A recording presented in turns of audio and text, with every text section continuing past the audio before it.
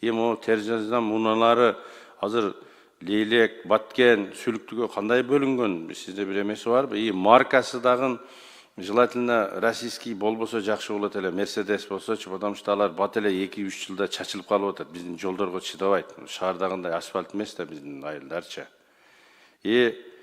Жакшыраак дагы бир суроо, лабораториялар жок bizde. Эң алыс каймак болгонуна себептүү ошо частный болсо деле жакшыраак лабораторияларды салып берсеңиздер жакшы болмок. Эми онкологиялык ооруканаларда мен өткөндө да ушуну көтөрдүм эле. Оору барса жакшыраак бир психологторду кошуп берсеңиздер жакшы болмок. Эмнеге дегенде тигиге прямой угузуп коюп эле ал киши өзүн өзү жеп батыраак өтүп кетип атат да, батыраак ооруп калып атат.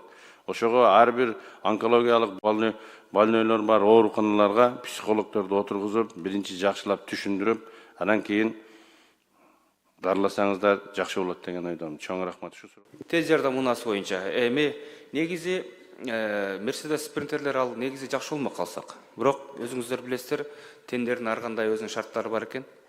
Ошол негизинде кээ бирде ушундай арзан машинаны алганга мажбур болуп калып атабыз. Спринтерди биринчиден убагында алганбыз, бирок анын тиги техникалык көзөмөлдөө жагы дагы бир аз кымбатыраак болгондуктан кээ бирде ооруканалар кыйналып калды. Анан бул эң эле көйгөйдүн бири бул ушул тендер маселеси. Бирок биз эле жакшы машина алгыбыз келет, бирок кээ бирде тендерге байланыштуу ушундай маселе чыгып калып атат.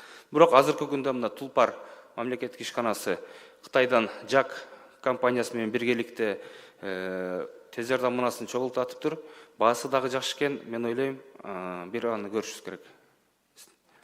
Эгерде региондорго барганда биз даярбыз. Биз барып, биз ушул жерде мамлекеттин элинин маселесин чечип, ушул жерде кызмат кылалы деп келдик. Рахмат. Кийинки сөз Алимжанова Нилүфар Якупжан.